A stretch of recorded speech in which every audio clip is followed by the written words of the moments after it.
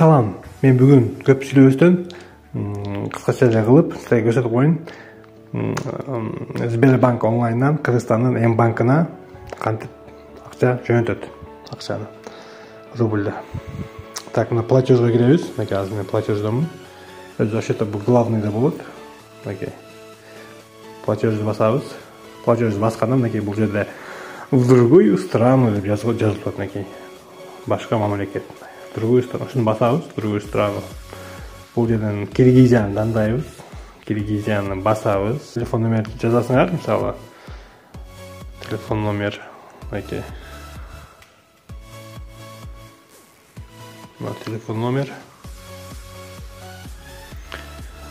Телефон номер жазганда мынакей М-банк Кыргызстанды жазасыңар. Сол аркага айтайлычы, аркага.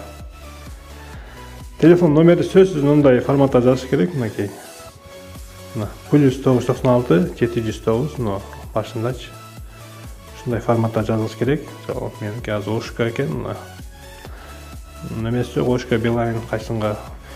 Ошол акча жөнөтөсүңөр да, ошо жөнөткөн адамдан сурайсыңар. Номериң кайсы картаң кайсы номерге уланган, кайсы номерге привязанный деп, жана ошол номерди жөнөтөт. Номер жөнөткөндө мынакей номер үчүн жазып туруп, мынакей басасыңар. Мынакей басканда мынакей чыгат Айлы банк, Бакай банк деп. Биз булардын арасынан мынакей М-банк тандайбыз, М-банк Кыргызстан тандайбыз. М-банк Кыргызстан.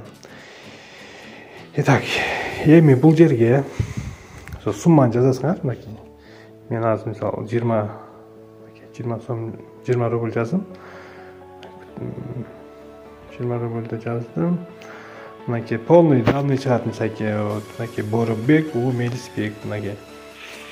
Ошол жөнөтөт адамдын полный аты жөнү чыгат да.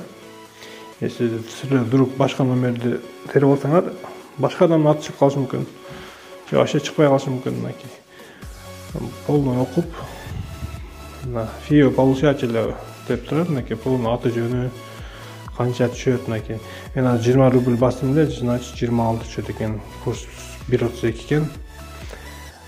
Комиссия 0 рубль дейт. Азыр данный время комиссия албай атат.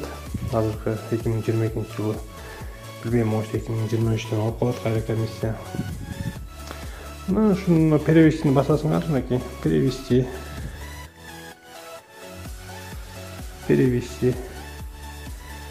Болду. Перевод кетти. Болду. Ким түшүнгөн болсо, комментарийге рахмат жазып койгула, же класс басып койгула.